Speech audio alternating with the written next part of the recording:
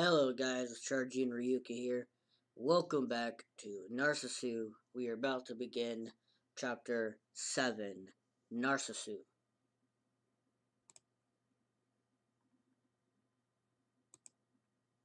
Double click. Around when the day was slowly being dyed orange. A sandy beach in winter, nobody in it. Pine groves swaying in the cold winter wind. I stopped the car at this beach and turned over the driver's seat to her. Can your feet reach the clutch pedal? It's fine. Okay, now shift the gears from neutral to second. I know. Okay, now do as you will. Okay. She stretched out with all her might to step on the clutch and grasped the steering wheel with concentration.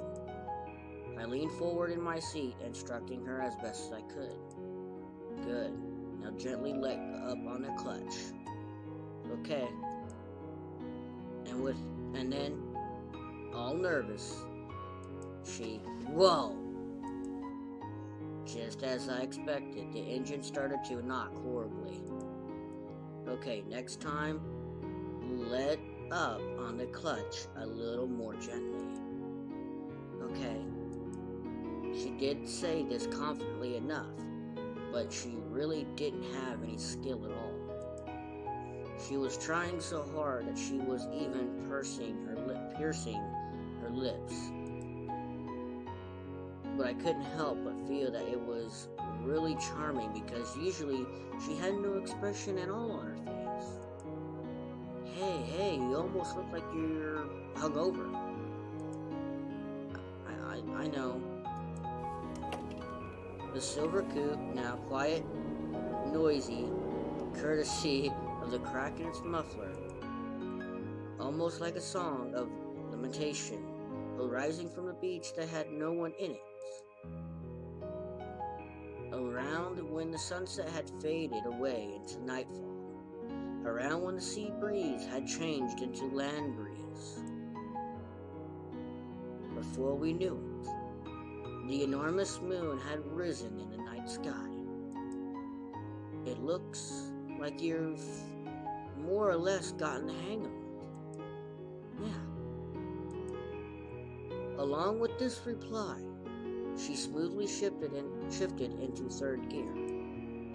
Her foot on the clutch was smooth and sure, and she had free run of the entire narrow, sandy beach. If you can do this, then you'd probably be able to get a license even without going to driver's school. Really? Well, take what I say with a grain of salt. After all, I'm not a certified instructor or anything. It wasn't as if we were planning on getting her a license at this late hour. We both knew it. We had a map. We had her meds. And though it had a broken muffler, we had this silver coupe. But we had no time. We had no future. And because I knew this, it was all the more painful to me. Well then, I'll give you mine instead. Saying this, I took out my own license from my pocket. This was the license I thought I'd never use. The proof of a normal world that I thought I'd already lost. Here, as a substitute license substitute for your license. Even if I take it, it seems that I won't have the time to use it. Oh, go ahead and take it. After all, I'm in the same boat. 7F, which no one had ever left alive. High ceilings, windows that opened only 15 centimeters. White ID bracelets. The third time was the end. She was on her second time. I was on my first. So here, congratulations. You're a license holder. Okay. Thank you. With a tiny bow, she received the license from me. Now, she was a certified driver as well. She could drive any car she wanted and go anywhere. Not just on a coupe, but on a sedan or even a convertible. I was sure that a girl like her could find places to love, no matter where she went.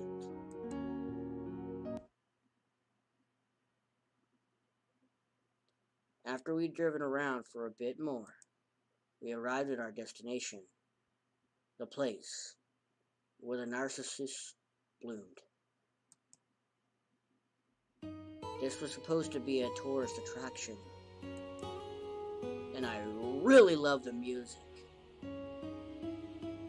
But whether it was because it was so distant, or whether it was because it was night, that music, there was no one around.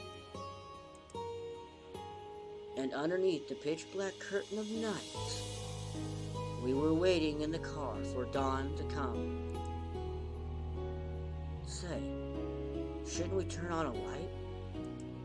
No, because it looks like the battery's almost gone.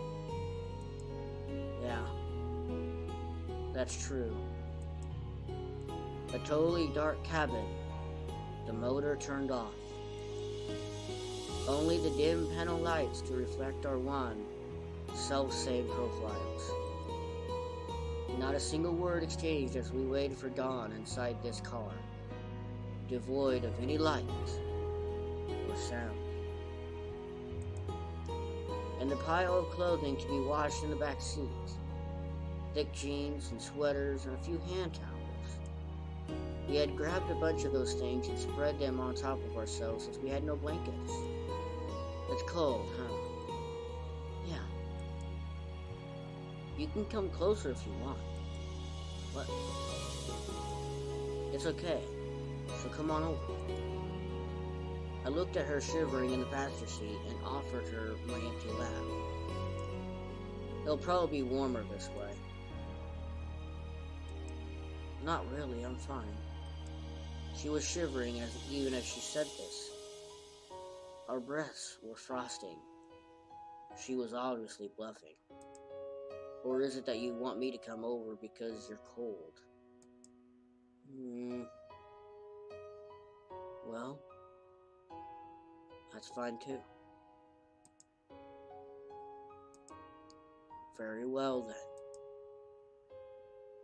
She squirmed over to where I was, and then diffidently curled up on my lap. See?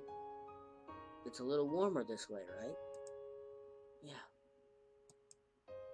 The windshield frosting over from the cold outside air. We could now see nothing past its white icy overlay. But it would be dawn soon enough. And when the time came, we'd see white flowers spreading to one side of us. Gradually, night gave way to dawn. The rising sun rendered the sky purple, and then white. And along with the dawn, so many white flowers spread themselves out before us.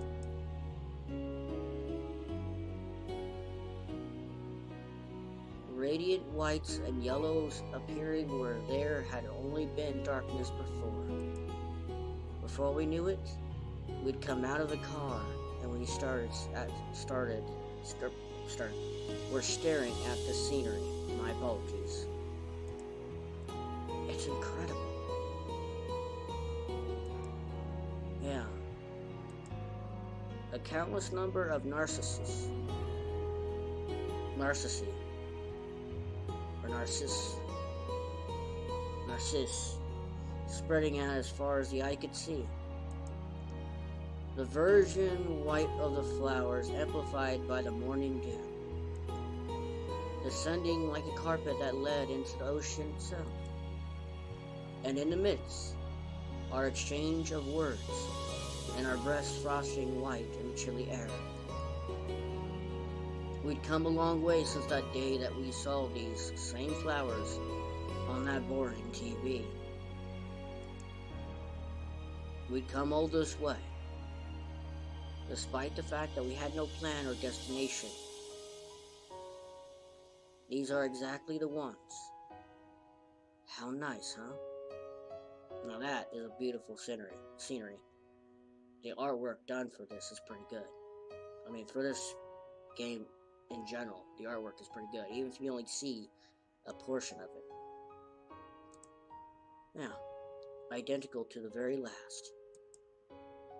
Then that's great.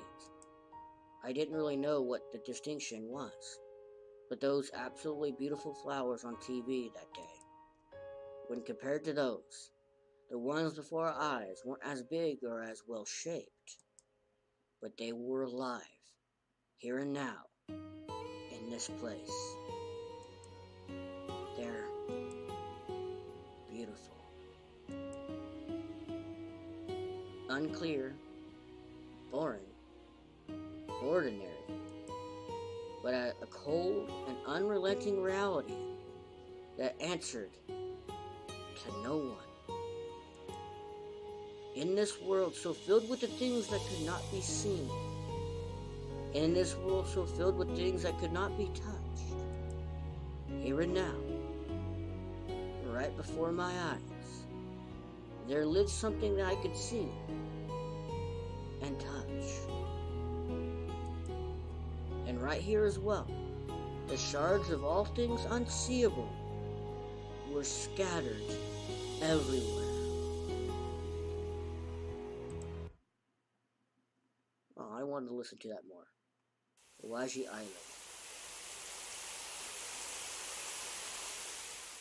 The falling snow coming down out of the pure white January sky. Sounded more like rain, but okay. It had been 2 days since, but we were still here. We could not leave. Hey, are you okay? Yeah, probably. Her condition was rapidly worsening. She had tilted her seat back all the way down, and we were mainly staying one place to let her rest. She'd taken her medications, but they had no effect, and her condition did not improve one bit. But we were inhabitants of S Elm. It was her second time already in the first place, so it was not surprising that something like this might happen. Hey, do you want to go back? Do you? Yeah, just a little. 7F or home? I don't know. What I did know was that it would come to this sooner or later, and my fate would not be much different. But it was incredibly tough for me to be able to do nothing but be by her side.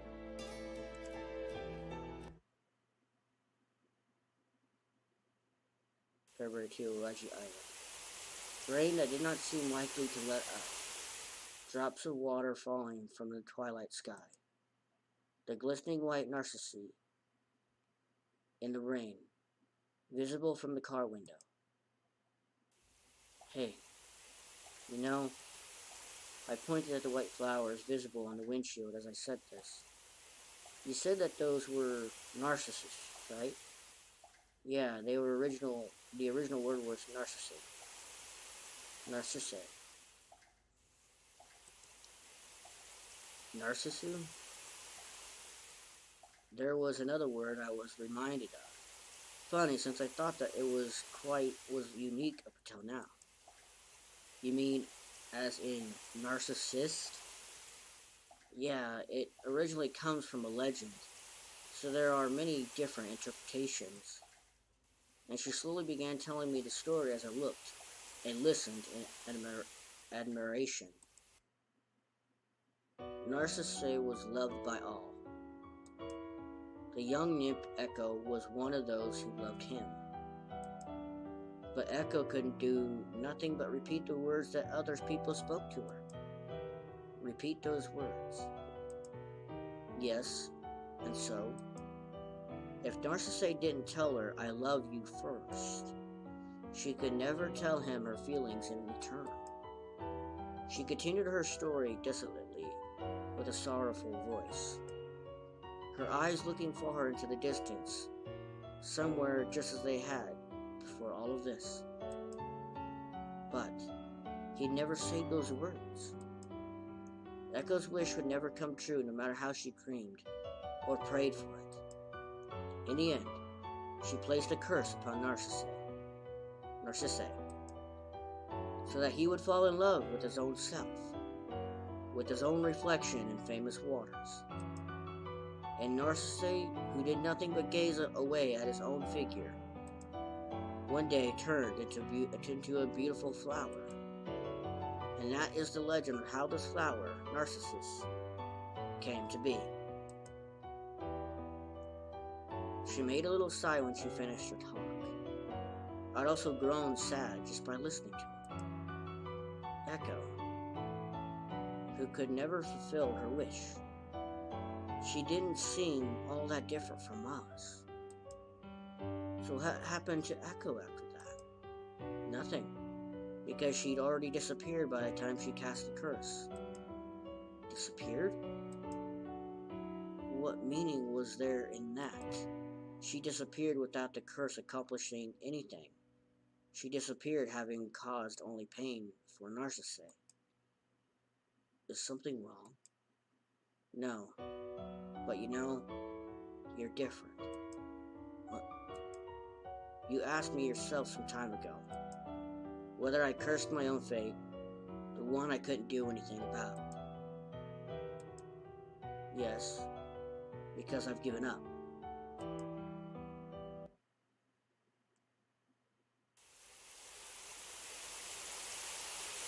My time was at a standstill.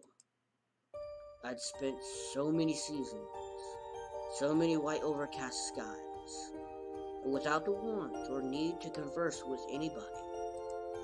Just when did I become all alone? Even if I closed my eyes, the real world didn't disappear. Even if I covered my ears, the sound of the rain would not stop. I knew that all too well. The bikini swimsuit, the emerald sea, the swimsuit model smiling radiantly on the magazine cover. I didn't think I was jealous of any of that. In my world of closed eyes, I could go anywhere I wanted, even without a car or a map. Even if these huge scars weren't already constantly reminding me, even if I was the echo to the Narcissu, that was this reality. I'd never yearn for it. I'd never curse it. That's what I decided. And yet my heart was pounding right then. My supposedly stopped time was ticking loudly. Even though I knew that at this late hour, the end was coming, and there was nothing to be done about it. I knew that my scars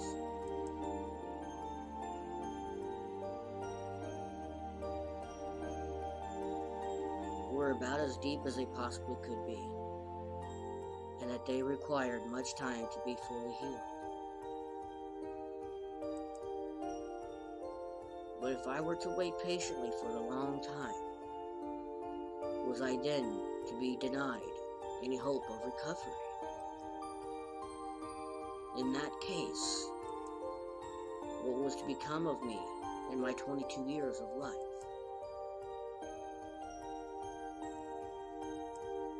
Hey, are you okay? Before dawn, I had reached over to the passenger seat and was stroking her back. It was 2 days afterwards now, and now even those ineffectual meds were all gone. But they were better than nothing. With that in mind, thinking to head to a pharmacy, I reached for the keys, and I was about to ignite the engine when, "It's okay." She stopped me with her frail voice. "But at this rate, they can't help me now." That might be true, but it was as she said. I didn't think the same meds would do a thing for her either.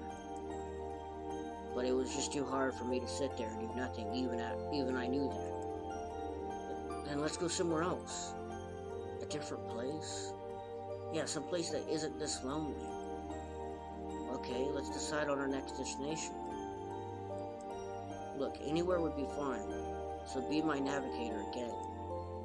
I was speaking in a voice so cheerful that I couldn't even believe it. Speaking so brightly all by myself to the girl who was just staring in the distance, even though I knew that was futile. It had been over 2 days, 3 days really, that she had not had her meds. I knew that. "Hey, so tell me, do you want to go somewhere?"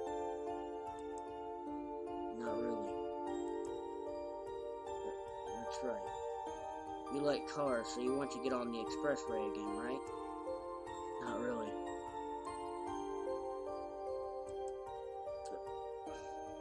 "Then how about new clothes? Let's go buy some.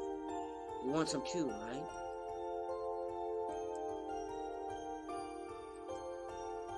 "Not really." "What do you mean, not really?" With that, she went back to gazing out the window. She wasn't looking at the Narcissu, but once again in the faraway distance.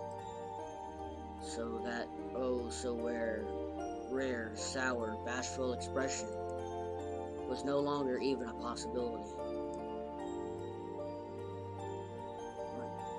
Why do you have to be like that? You and your incessant "not really." Wouldn't it be nice to look straight forward for a bit? I started shouting before I knew it. Strangely, it was all really sad. Nothing should have been real to me, yet my heart ached. The car was in total silence. Outside the window, the flowers of January, the Narcissu, were swaying in the morning twilight before dawn. And there she was, staring at somewhere far, far more distant than these white flowers.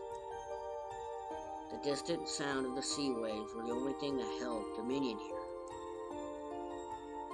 It isn't so easy for me to face forward.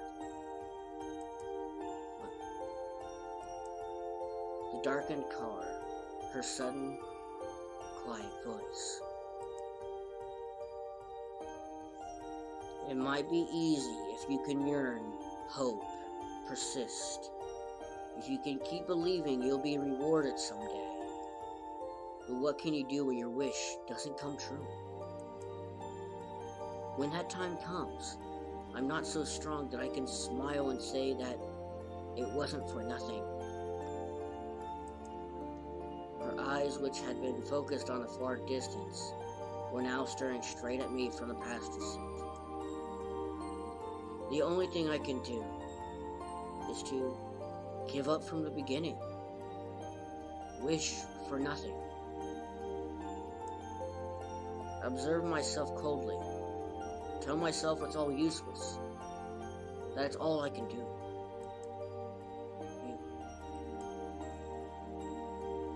She was crying for the first time. It was usually so hard to get any expression out of her. Shut up, phone. And yet now her shoulders were heavy, heaving a little, and tears were falling from her eyes. When that time comes, even if I'm trying my hardest, even if, For me, there's nothing left but that last excuse. Because I've known this was futile ever since the beginning. So, can't you leave me with that at least?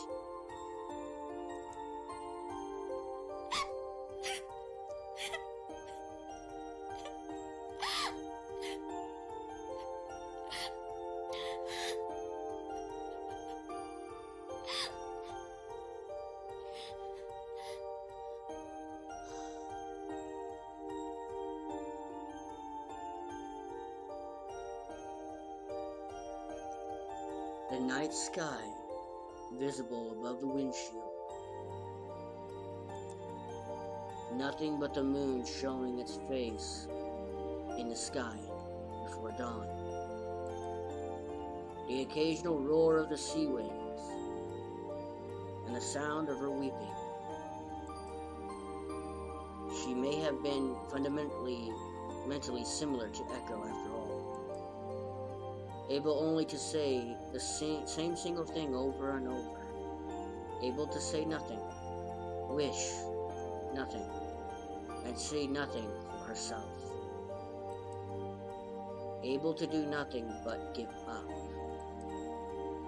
Her veto of both 7F and her home was probably her first and last act of defiance.